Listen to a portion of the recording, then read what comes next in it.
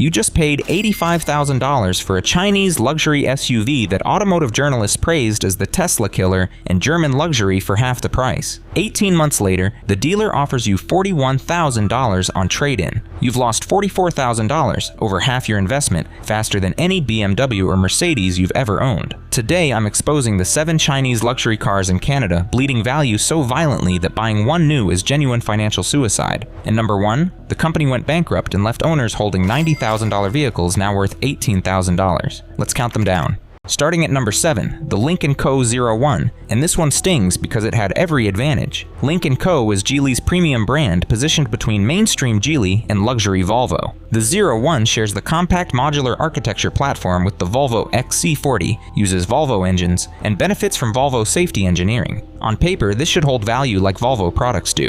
In reality, it's experiencing 42 to 47% depreciation in just 3 years. Canadian grey market importers brought the Lynk Co 01 PHEV into Vancouver and Toronto between 2021 and 2023. Early adopters paid the equivalent of $54,000 to $62,000 Canadian dollars landed cost including import duties and compliance. They believed they were purchasing Volvo quality with Chinese value pricing and unique subscription-based ownership model flexibility that Lynk Co pioneered in Europe. Toronto importer Michael Chen bought one in early 2022.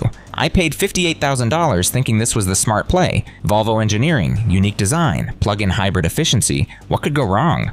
What went wrong is that Lynk Co's promised Canadian official entry never materialized. The brand announced North American plans in 2020, then delayed repeatedly before quietly shelving them entirely by 2024. That left gray market imports orphaned with no official dealer network, no certified service centers, and no parts pipeline for anything beyond routine maintenance. Vancouver owner Sarah Williams described the reality. The 01 needs a software update for the PHEV battery management system. There's no Canadian dealer to do it. The nearest Lynk Co service center is in Shanghai. I'm driving a $60,000 vehicle that can't receive critical updates. Current market data shows 2021 to 2022 Lynk Co 01 units selling privately for $31,000 to $34,000. That's 43 to 47% below original landed cost in under 3 years. But here's where it gets worse. Insurance companies are becoming reluctant to provide full coverage on gray market Chinese vehicles without official Canadian presence. Calgary insurance broker Robert Martinez explained, "We're seeing carriers either decline Lynk Co policies entirely or offer liability-only coverage. No comprehensive, no collision.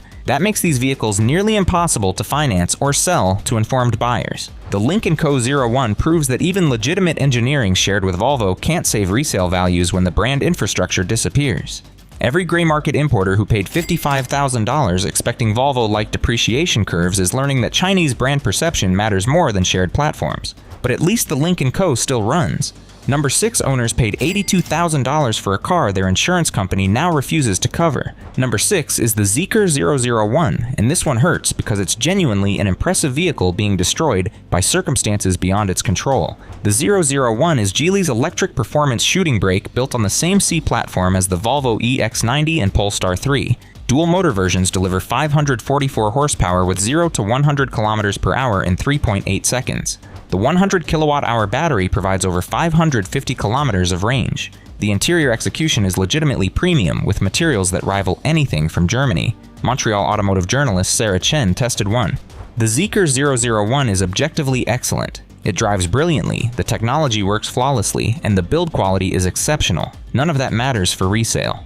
Canadian importers brought the 001 into Vancouver and Toronto markets between 2022 and 2024.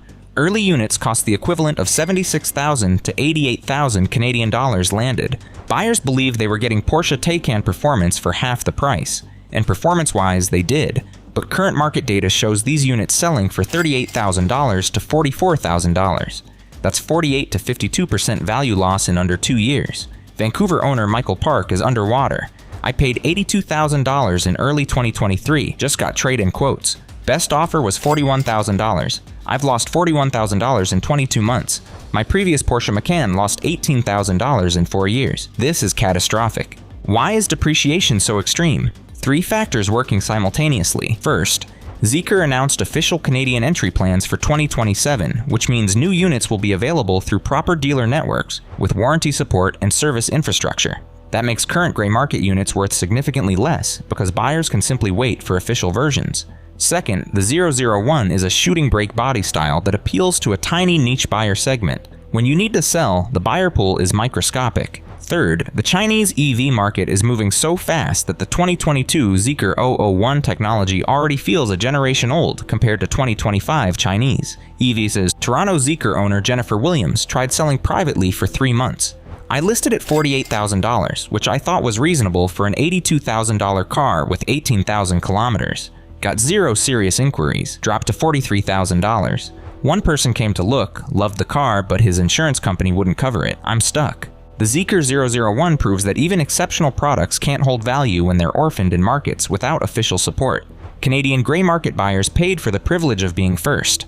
They're now paying for that privilege with 50% depreciation. If watching Zeekr values collapse feels painful, number 5 proves even the world's largest EV maker can destroy your investment overnight. At number 5, the BYD Tang EV first generation manufactured between 2019 and 2022, and this represents a uniquely Chinese problem where the manufacturer's own aggressive product cycle destroys used values. The Tang EV was genuinely impressive when it launched, a 7-seat electric SUV delivering 505 horsepower with 0 to 100 kilometers per hour in 4.6 seconds. Range exceeded 500 kilometers. The interior featured real leather, premium materials, and technology that competed with anything from established brands. Vancouver early adopter Robert Martinez paid the equivalent of 72,000 Canadian dollars in 2020. The Tang was jaw-dropping. The performance, the space, the technology, I felt like I'd discovered the future before anyone else. Then BYD launched the second generation Tang in 2023 with blade battery technology delivering dramatically improved range, a completely redesigned interior with superior materials, substantially upgraded software, and a base price 15% lower than the previous generation. Calgary BYD enthusiast Michael Chen explained the market impact. BYD made their own first generation Tang obsolete overnight. The new one is better in every measurable way and costs less. Why would anyone buy a used first gen when the new one is superior and cheaper? My current market data shows 2020 to 2022 Tang EV units selling for $28,000 to $34,000. Original owners paid $68,000 to $76,000. That's 53 to 58% depreciation in 3 to 4 years. But the depreciation accelerated dramatically when BYD slashed new Tang pricing by up to 34% in China's ongoing price war. Montreal Tang owner Sarah Williams watched in horror. I paid $71,000 in 2021. By 2024, new second-generation Tangs were selling in China for the equivalent of $46,000. My used first-gen became worthless overnight. The Tang's depreciation is compounded by BYD's aggressive innovation cycle. Battery technology that was cutting-edge in 2020 feels ancient compared to 2026 blade battery improvements. Software that was competitive in 2021 is multiple generations behind current BYD vehicles. And the first-generation interior materials, while premium at launch, look dated compared to BYD's current cabin execution. Toronto dealer Robert Santos confirmed, "We took a 2021 Tang on trade, paid the customer $32,000. We've had it on our lot for 7 months at $36,900. Nobody's buying." The perception is it's already obsolete technology. BYD Tang. First generation owners learned the hardest lesson about Chinese EV ownership. Being first means financing the company's learning curve, and that learning happens so fast your vehicle becomes obsolete before you finish paying for it. At least Tang owners lost money on a $70,000 SUV. Number 4 buyers paid luxury flagship prices and got bankruptcy level depreciation. Number 4 is the Li Auto L9 first generation from 2022, and this one is particularly painful because Li Auto is one of the most successful Chinese EV startups with legitimate technology credentials and strong domestic sales. The L9 is a massive 3-row EREV delivering genuine luxury with advanced ADAS, premium interior materials,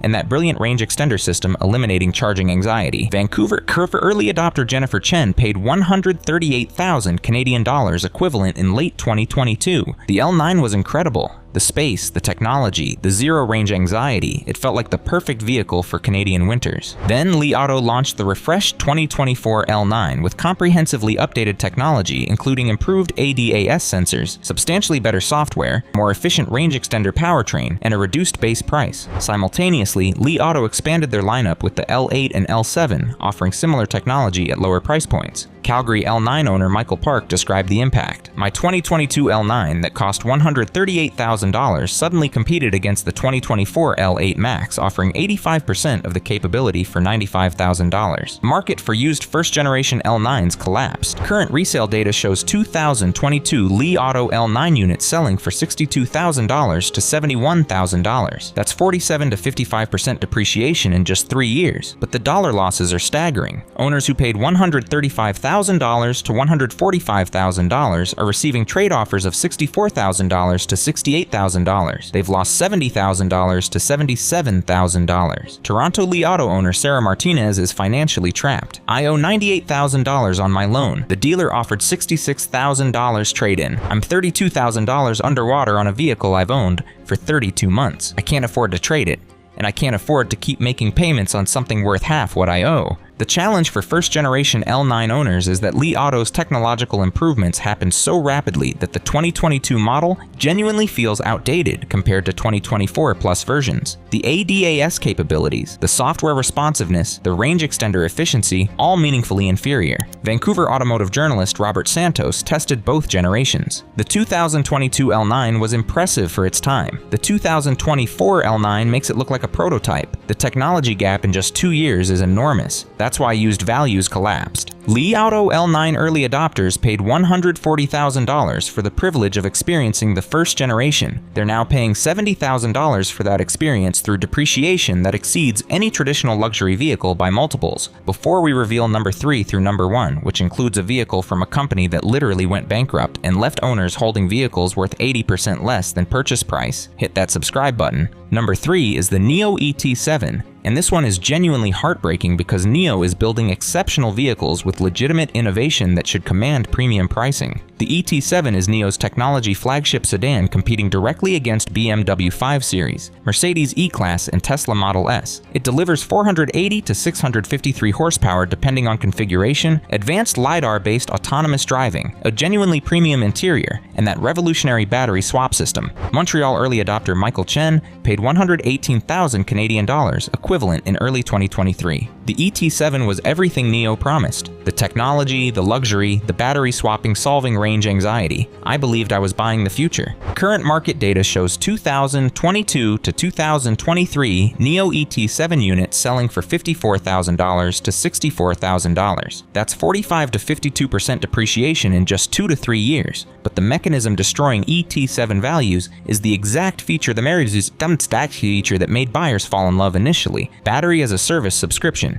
Calgary ET7 owner Sarah Williams explained the resale nightmare. "I paid $118,000 without battery ownership because the BAAS subscription saved $18,000 up front. Now I'm trying to sell, and potential buyers see a $58,000 used sedan that requires a mandatory $189 monthly subscription forever. That fundamentally changes the value calculation. Used car buyers are doing the math. A $58,000 ET7 with BAAS subscription costs $60,268 in the first year, $62,536 over 2 years, $64,804 over 3 years after adding $189 monthly subscriptions. Suddenly, a $72,000 Tesla Model S used with no subscriptions looks like dramatically better value. Vancouver dealer Robert Martinez confirmed, "We took an ET7 on trade. Customer paid $114,000 new. We offered $56,000. We've listed it at $61,900. After 4 months, 0 serious buyers. Everyone balks at the subscription."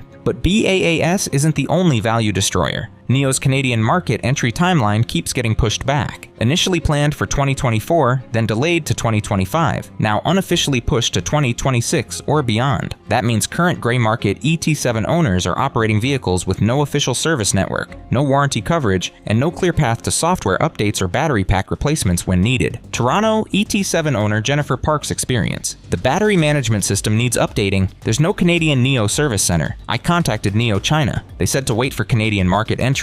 I'm driving a $120,000 vehicle with outdated battery software." The ET7 represents Nio's incredible technology trapped in a brand infrastructure that doesn't exist yet in Canada. Owners paid premium prices expecting premium support. Instead, they're orphaned with vehicles losing $50,000 to $60,000 in value within 3 years. At least Nio is still operational. Number 2 was marketed as the Tesla killer, but killed owner equity instead with 58% value loss. Number 2 is the Xpeng P7, specifically the 2021 to 2022 model years, and this vehicle generated enormous media hype as the Tesla Model 3 killer that would prove Chinese automakers could compete with Silicon Valley on technology. The P7 featured genuinely impressive specifications including 439 horsepower, 0 to 100 kilometers per hour in 4.3 seconds, 562 kilometers of NEDC range, and advanced XPILOT autonomous driving technology. Vancouver early adopter Robert Santos paid 87,000 Canadian dollars equivalent in 2021. The automotive media coverage convinced me. The P7 was faster than Model 3, longer range, better interior, more advanced ADAS. It seemed like the obvious choice. Then reality set in. The X-Pilot system that Xpeng marketed as superior to Tesla Autopilot proved genuinely problematic in Canadian conditions. Calgary P7 owner Michael Williams documented phantom braking events, lane-keeping failures in construction zones, and complete ADAS shutdowns in heavy rain. The X-Pilot works fine in perfect conditions, but add rain, snow, construction, or complex intersections, and it becomes genuinely dangerous. I've had 3 near accidents from phantom braking. I don't trust it anymore. The software update cycle that Xpeng promised would continuously improve the P7 slowed dramatically by 2023. Updates that arrived monthly in China came quarterly or less frequently for international markets. When they did arrive, they often introduced new bugs rather than fixing existing issues. Toronto P7 owner Sarah Chen's experience. An over-the-air update in December 2023 broke my climate control. The system stuck at maximum heat regardless of settings. Took 3 weeks to get a fix. In a Canadian winter, unacceptable for an $85,000 vehicle. But the absolute value killer is Xpeng's own product evolution. The company launched the refreshed P7e in 2023 and the all-new P7 Plus in 2024, both with dramatically superior technology, better range, improved build quality, and lower base prices. Current used market data shows 2021 to 2022 Xpeng P7 units selling for $34,000 to $41,000. Original owners paid $82,000 to $91,000. That's 52 to 58% depreciation. Montreal automotive journalist Jennifer Martinez analyzed the market impact. The first-generation P7 owners funded Xpeng's development of the P7i and P7 Plus. Those newer models made the original P7 look like a beta test. The technology gap in 3 years is enormous. That's why nobody wants the old one. Xpeng P7 early adopters believed media hype about Chinese technology superiority. They paid $85,000 for that belief. They're now holding vehicles worth $38,000 that represent Xpeng's expensive learning process. If 58% depreciation sounds like the worst it gets, number 1 is an 82% collapse where the company went bankrupt and doors literally stopped opening. And now we've reached number 1, the absolute catastrophe, the financial nightmare that should serve as a permanent warning about Chinese luxury vehicle risk. The HiPhi X from Human Horizons, and this story is genuinely devastating for every owner who believed in the brand's vision. The HiPhi X was breathtaking by any standard. Gullwing doors, parametric exterior panels that mechanically reconfigured, programmable LED displays spanning the rear fascia, an interior with refrigerators and champagne holders. This wasn't just a car, this was automotive art. Vancouver early adopter Michael Chen paid 103,000 Canadian dollars equivalent in 2022. The HiPhi X was unlike anything else on the road. The doors, the lights, the technology. People stopped and stared everywhere I drove. Then in February 2024, Human Horizons suspended production due to funding shortfalls. By August 2024, the company filed for pre-bankruptcy restructuring with debts exceeding assets. For HiPhi X owners, the financial and practical devastation was immediate and total. Calgary owner Sarah Williams watched her investment evaporate. I paid $103,000 in early 2022. After the bankruptcy announcement, I got trade-in quotes. Best offer was $19,000. I've lost $84,000. That's 82% of my investment gone. But the financial loss, as catastrophic as it is, isn't the worst part. The HiPhi X is a technology showcase with proprietary systems requiring manufacturer support. Those gullwing doors operate on custom hydraulic systems with manufacturer-sourced components. The parametric body panels need cloud infrastructure to function. The programmable exterior displays require ongoing software support. None of that exists anymore. Toronto? HiPhi owner Robert Martinez described the ownership nightmare. My rear gullwing door failed to open. The error message said, "Contact Service Center." There is no service center. I found an independent shop willing to look at it. They said they need parts from Human Horizons. Human Horizons doesn't exist anymore. I have a $100,000 vehicle with a door that doesn't open. The software situation is even more terrifying. The HiPhi X relies heavily on over-the-air updates for critical functions, including battery management, ADAS calibration, and infotainment stability. Those updates stopped in February 2024. Montreal owner Jennifer Park discovered the consequences. My battery management system threw an error code. The car limited charging to 80% capacity. The error message said an update was required. That update will never come. I'm permanently stuck with 80% usable range. Current market reality for HiPhi X units is genuinely grim. Units are listed privately for $18,000 to $24,000 with almost no buyers materializing. Dealers won't take them on trade at any price. Insurance companies are questioning whether to maintain coverage on vehicles from bankrupt manufacturers. Calgary insurance broker Michael Santos explained, "We're seeing carriers decline to renew HiPhi policies. The liability questions around vehicles with proprietary safety systems from non-existent manufacturers are too complex." The HiPhi X represents the ultimate Chinese luxury vehicle depreciation disaster. Owners paid $95,000 to $110,000 for automotive art from a company that promised to become China's Ferrari. Instead, they're holding vehicles worth $18,000 to $24,000 that are progressively becoming less functional as software falls behind and parts become unavailable. The financial loss is 78 to 82% in under 3 years. Some owners have lost over $85,000. Vancouver HiPhi owner Sarah Chen summed up the tragedy. "I believed in the vision. The HiPhi X was genuinely special, but believing in Chinese luxury startups without understanding the bankruptcy risk has cost me $87,000. That's my down payment on a house gone forever. I'll never trust a Chinese luxury brand again." These 7 Chinese luxury cars prove that depreciation in this segment isn't just bad, it's catastrophic. The technology might be impressive, the execution might be excellent, but none of that matters when the brand infrastructure collapses, the company goes bankrupt, or the manufacturer's own innovation cycle makes your vehicle obsolete before you finish paying for it. Canadian buyers considering Chinese luxury vehicles need to understand this isn't normal depreciation. This is 45 to 82% value loss that destroys equity and traps owners underwater on loans. Which one shocked you most? The HiPhi bankruptcy? The Nio subscription trap? The Li Auto $70,000 loss? Drop your thoughts in the comments. And if this video just saved you from making a 6-figure mistake, smash that subscribe button and share this with anyone considering a Chinese luxury purchase. Next week, we're revealing which Chinese vehicles actually hold value and which brands have the financial stability for long-term ownership. You cannot miss that. Thanks for watching.